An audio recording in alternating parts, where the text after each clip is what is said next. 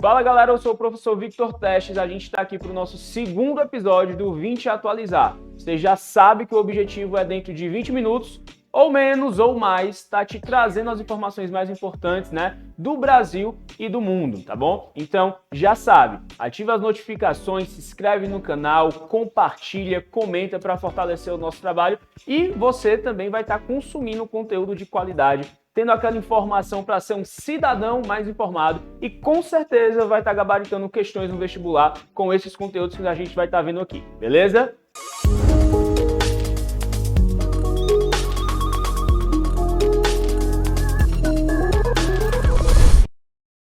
Gente, hoje, o primeiro assunto que nós vamos falar de fazer menino. Vitor, como assim? Não sei se vocês observaram, mas na última semana saiu uma notícia de que o Japão vai estar investindo nada mais, nada menos do que 120 bilhões de reais. É muito dinheiro, muito mesmo. É muito dinheiro. Para aumentar as taxas de natalidade do país. É muita grana para fazer menino, meu amigo. Mas, professor, por que isso está acontecendo? Qual a necessidade de investir 120 bilhões para aumentar a taxa de natalidade? Vamos aqui acompanhar uma linha de raciocínio. Japão é um país desenvolvido, sendo um país desenvolvido tem um IDH mais elevado. Esse IDH mais elevado ele vai ser acompanhado de um aumento da expectativa de vida. Ou seja, no Japão eu tenho uma condição de envelhecimento populacional. E à medida que as pessoas envelhecem, a natalidade ela também cai. Então eu tenho muitos idosos e eu tenho poucas crianças nascendo. Consequência, taxa de natalidade lá embaixo. Então, como isso está caindo a níveis que até então não eram imagináveis, nós vamos ter aí no Japão uma situação onde o governo vai precisar desembolsar uma grana para que seja investido na reprodução. Professor, como que vai funcionar esse investimento japonês para que os casais venham a se reproduzir? Esse investimento, galera, vai funcionar basicamente com o Japão auxiliando no pré-natal, auxiliando na educação e fornecendo até mesmo horário de trabalho mais flexível, até porque se a família vai ter uma criança, é de se esperar que ela precise gastar tempo para cuidar dessa criança. Então, até uma folguinha, um horário mais maleável vai estar ocorrendo ali para que os casais possam cuidar dos seus filhos. Então, basicamente, você vai ganhar algumas mordomias para quê? Para fazer menino, certo?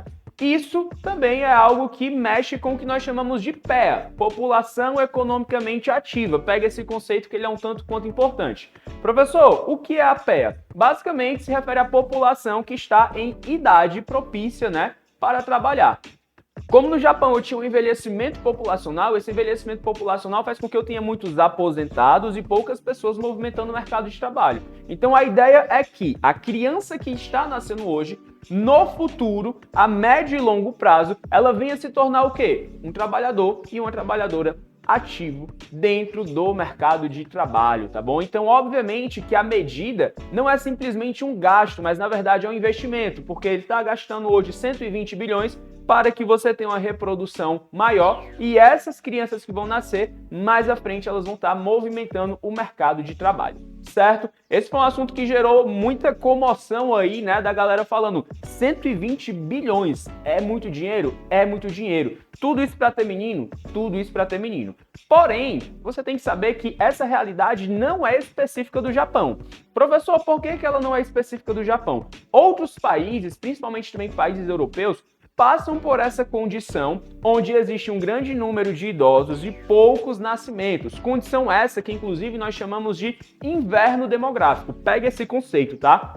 Inverno demográfico. Vitor, o que é o inverno demográfico? É basicamente o que nós falamos até então. Eu estou trabalhando com uma situação onde existem muitos idosos e poucas crianças. Se você pegar países europeus, eles são conhecidos por passarem pelo inverno demográfico, tá bom? E quais são as medidas que podem ser tomadas? Obviamente eu posso investir na natalidade, como a gente já falou, mas existem outras situações. Exemplo, atualidades. Nos últimos meses, teve muita notícia da França sobre a reforma da Previdência. Muito provavelmente você viu informações a respeito do quê? Da reforma da Previdência francesa.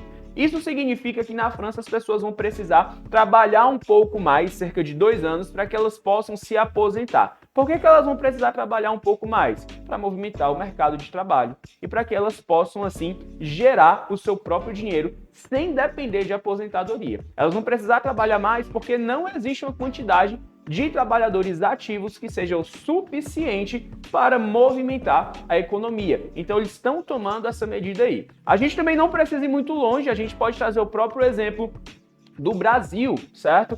O Brasil é um país que também passou pela reforma da Previdência ali no período do nosso governo Temer, tá bom? Que inclusive gerou muita polêmica aqui, né, a respeito de algumas aposentadorias que foram modificadas, onde pessoas queriam se aposentar com tantos anos, na verdade vão precisar trabalhar mais 2, 3, 4 anos, e obviamente, né, que a pessoa, quando já passa dos 60 anos, ela tá pensando na aposentadoria e não no tempo que ela vai precisar trabalhar ainda, certo? Então a gente tem reforma da Previdência sendo uma das medidas utilizadas. A gente tem, por exemplo, na Rússia, informação importante, na Rússia tem dedução de imposto para as famílias mais numerosas. O governo russo ele vai fazer o quê? Ele vai dizer que as pessoas vão pagar menos impostos à medida que elas vão tendo mais filhos. Tá entendendo isso? São medidas, são estratégias que podem ser adotadas. Mas tem um caso um tanto quanto peculiar quando a gente fala de natalidade e de incentivo à natalidade, que é o caso de Ulyanovsky na Rússia também, tá certo?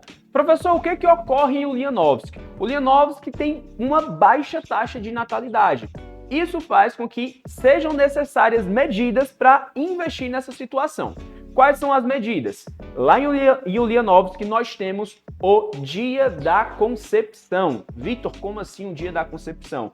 É um feriado onde as pessoas são estimuladas a ficar em casa. Para quê? Para ter menino. É basicamente isso. É um tanto quanto curioso, porém ocorre em Ulyanovsky, na Rússia, para aumentar a taxa de natalidade. As pessoas são incentivadas a ficarem em casa em um feriado para que elas possam fazer menino. Esse feriado ele é chamado de Dia da Comunicação Familiar. Comunicação familiar. Tu chega nela e fala, hoje tem, né? E a perua falou, tá afim? E eu disse, agora não. Já deu para entender do que é que se trata. Mas é um tanto quanto curioso. A gente pode falar também da Itália. Itália, região da Calábria, no sul da Itália.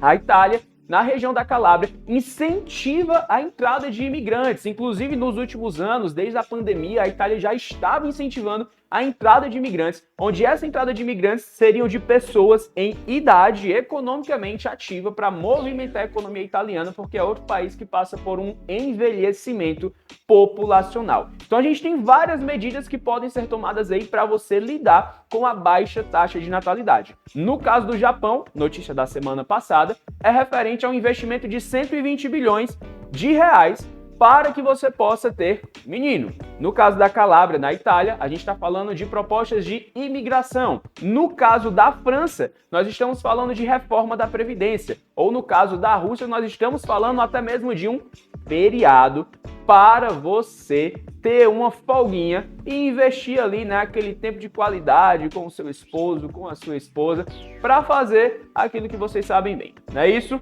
E é bom. Vamos lá! O que mais que a gente precisa saber sobre esse assunto? A gente tem que saber conceitos importantes como a diferença de taxa de natalidade e taxa de fecundidade. Esses termos, tá certo? Eles até que são semelhantes, eles inclusive caminham juntos, mas eles não dizem necessariamente a mesma coisa. A taxa de natalidade é o número de nascimentos a cada grupo de 1.000 habitantes. Já a taxa de fecundidade é referente ao número médio de filhos que uma mulher conseguiria ter dentro do seu período reprodutivo. Costuma-se convencionar que esse período reprodutivo seja algo ali entre os 15 e os 49 anos, tá bom? Então esse período reprodutivo levaria em consideração quantos filhos em média uma mulher poderia ter. Isso é a minha taxa de fecundidade, beleza? Então são dois conceitos que podem aparecer na sua prova e são um tanto quanto importantes para você estar por dentro, beleza? Esse foi o nosso tema 1. Vamos para mais outra notícia importante dessa semana. O segundo assunto mais importante dessa semana foi a Apple lançando o Apple Vision Pro, um óculos, tá certo, de realidade virtual, que na verdade faz você interagir com o espaço que nós temos aqui. É uma reação completamente aí da tecnologia diante de um cenário futurista. Inclusive, Tim Cook O líder da Apple, o CEO da Apple, falou que isso vai mudar a maneira como nós enxergamos a tecnologia, tá certo? A produção vai subir aqui a imagem de como vai estar funcionando esse óculos e, inclusive, já teve muito meme aí falando que ele lembra o óculos que o frango da Sadia utilizava. Vai também subir aqui a imagem do frango da Sadia, viu? E aí você vai observar essa comparação que é um tanto quanto curiosa, né? A primeira pergunta que vem é: por que o frango da Sadia? Eu não tenho resposta para isso, beleza? Mas o fato é que o óculos da Apple tem essa semelhança com o óculos do frango da Sadia, né? E esse óculos vai custar nada mais, nada menos, em torno de R$17 mil. Nada que você não consiga comprar com o seu salário mínimo, não é isso? Afinal de contas, o salário mínimo dá para muita coisa, inclusive comprar um Apple Vision Pro, tá bom? Esse avanço da tecnologia, galera, ele tende cada vez mais a se perpetuar dentro da sociedade, porque a tecnologia é um caminho sem volta. Mas aí eu queria te alertar, eu queria trazer aqui para vocês um outro conceito, um tanto quanto importante, quando nós falamos da tecnologia dentro da sociedade, que é o nosso desemprego estrutural, tá bom? Professor, o que é o meu desemprego estrutural? Desemprego estrutural ele é ocasionado quando os avanços tecnológicos acabam chegando nas empresas, nas indústrias e eles substituem os trabalhadores. Então eu tenho a tecnologia substituindo o trabalhador. Quando a tecnologia substitui o trabalhador, eu estou falando ali de um desemprego estrutural, tá bom? Essa tendência ela já vem se perpetuando. Você que um dia já foi pobre, hoje em dia não é mais, mas você que um dia já foi pobre e andou de ônibus. Vamos supor que você estava andando de ônibus 10 anos atrás. Há 10 anos atrás, você andando de ônibus, tinha lá o trocador.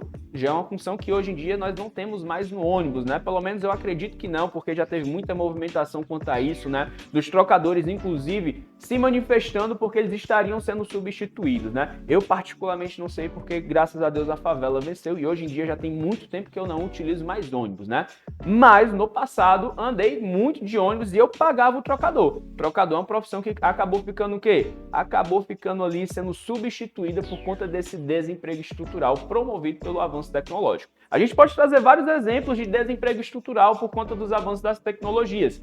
Exemplo também, os totens de pagamento de estacionamento do shopping. Antigamente, quando você queria pagar alguma coisa no shopping, você ia lá naquele caixa, tinha um guichê, você pagava ali em dinheiro, né? Se fosse o seu cartão, passava o seu cartão. Mas agora, meu amigo, é tudo autoatendimento. Você faz o pagamento sem necessariamente ter que lidar com outro profissional, sem ter que lidar com outra pessoa.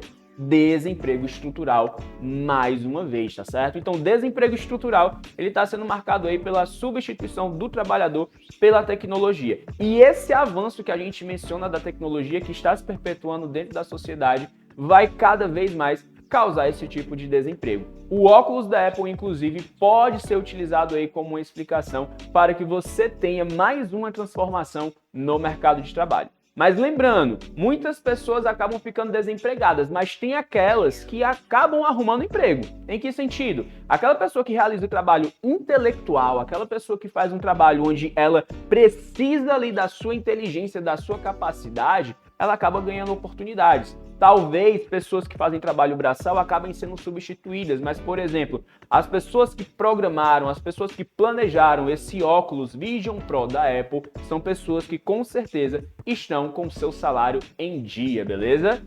Nosso terceiro assunto de hoje fala sobre o home office. Home office que depois da pandemia veio cada vez mais se tornando uma realidade. E eu vi uma matéria, tá certo, na última semana falando que grandes empresas planejam reduzir o seu número de escritórios ativos. Então eles querem cada vez mais migrar para o home office. Isso já é uma tendência muito marcante nos Estados Unidos. Mas pode ficar tranquilo que quando nós estamos falando de grandes empresas, não é referente à tua empresa familiar nem nada do tipo. Grandes empresas que tenham mais de quê? Mais de 50 mil funcionários, tá certo? Então o que a gente precisa entender aqui? A gente vai compreender que grandes empresas com grandes escritórios, esses escritórios de maneira imobiliária, em termos de aluguel, né, possivelmente vão ser o quê? Vão ser gastos. Você vai ter ali o gasto com o imóvel, você vai ter luz, água, internet, dentre vários outros fatores.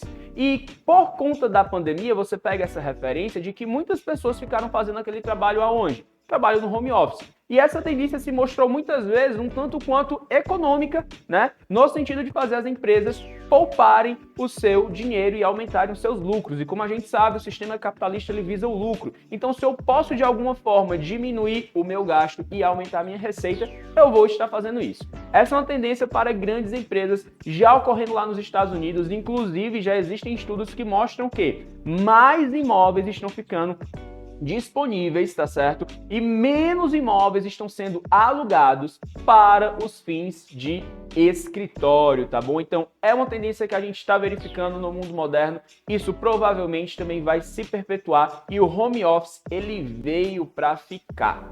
O nosso quarto e último assunto de hoje, você provavelmente já conhece, que tem a ver com Ucrânia e OTAN, assunto que não sai do jornal desde o ano passado. Inclusive, às vezes me perguntam, professor, ainda está tendo a guerra? Ainda está tendo a guerra. E a OTAN ainda é uma das pautas principais, tá bom? Mas o que tem de novidade nesse assunto para que a gente possa saber? O que acontece? A gente teve os países do eixo oriental da OTAN falando que apoiam a entrada da Ucrânia nessa organização. E aí, só para você lembrar, tá bom? No passado, a Ucrânia já tinha mostrado interesse em entrar onde, professor? Entrar na OTAN. Esse, inclusive, foi um dos motivos utilizados para fundamentar a invasão russa em território ucraniano. No final das contas, a Ucrânia não entrou na OTAN. Isso não aconteceu. Mas ela ainda manifesta esse interesse e os países do eixo oriental da OTAN estão apoiando essa possível entrada. Países esses que, inclusive, são chamados de os 9 de Bucareste, tá bom? Por que eles estão apoiando? Porque eles entendem que isso é uma medida um tanto quanto de segurança para evitar novas guerras. Mas a OTAN vai receber a Ucrânia agora, professor? Não, tá bom? Isso não vai acontecer agora. Inclusive, essa entrada da Ucrânia na OTAN só deve ocorrer quando a guerra com a Rússia acabar. Mas por quê? Meu bebê, faz aqui as contas comigo. Se a Ucrânia está em guerra com a Rússia e a Ucrânia entra na OTAN, com a guerra ainda rolando, significa que a OTAN automaticamente estaria em guerra com a Rússia, porque a Ucrânia faz parte dessa organização. E a OTAN, sendo uma organização de finalidade militar, obviamente iria defender o quê? Iria defender a Ucrânia, tá bom? Então, a gente tem essa situação que possivelmente vai ocorrer, mas só quando a guerra acabar. Professor, e quando a guerra vai acabar? Eu não sei, eu apostava que nem ia ter guerra, para falar a verdade, né? Inclusive, meus alunos me cobram isso. Professor, o senhor achou que não ia ter guerra? Eu achei que não ia ter, confesso que achei que não ia ter. Mas a guerra tá rolando e não temos previsão dessa guerra acabar. Mas o fato é que, quando acabar, a tendência é que a Ucrânia entre na OTAN, porque ela já tem o apoio dos países do eixo oriental dessa organização militar, beleza? Galera, esse foi o segundo episódio do 20 Atualizar. A gente conseguiu trazer mais temas, a gente conseguiu conversar bastante. Pode ter certeza que você sai desse vídeo sendo um cidadão mais informado e com certeza com capacidade para gabaritar suas questões no vestibular, beleza? É isso, a gente se encontra na semana que vem.